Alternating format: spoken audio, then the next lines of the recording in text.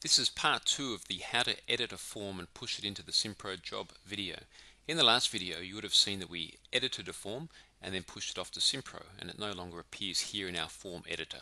So it no longer needs any processing, but we need to go into SimPro and invoice it. So we simply switch back to SimPro.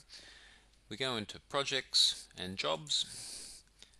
Now you'll remember that at the bottom of the form I ticked job complete.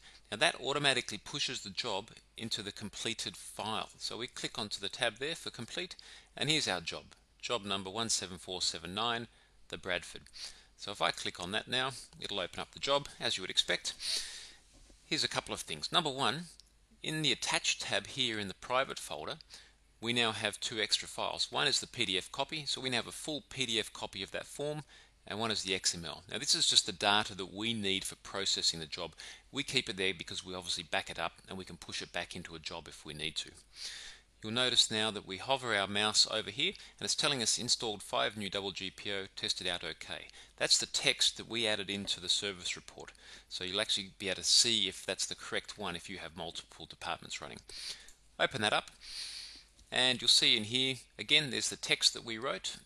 So that will always be brought across onto here, and you'll see a couple of other things. Number one, here's the materials that we used, 2025, 5 of them. There's no price assigned in our demo system, but obviously whatever price you had assigned for that client would pull up there.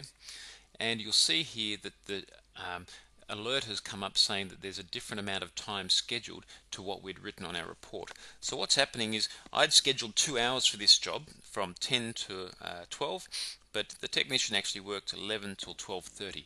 So I can choose to leave it at the 10 to 12 that I scheduled, because maybe that's what I quoted, or if it was a due and charge work, I can just simply click update time, and that will now accept the time that I had scheduled, that I had reported using on my service report.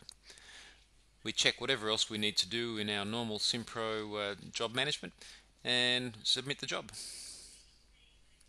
It can now be invoiced, sent to the client, and that whole process from receiving the form when it was completed through to invoicing can literally take a couple of minutes. So you can imagine the guy out in the field is about to pack up and drive away. You've already completed the job and invoiced it. And that's how simple it is to edit a form, push it through into SimPro, and make all your paperwork flow seamlessly and paperlessly.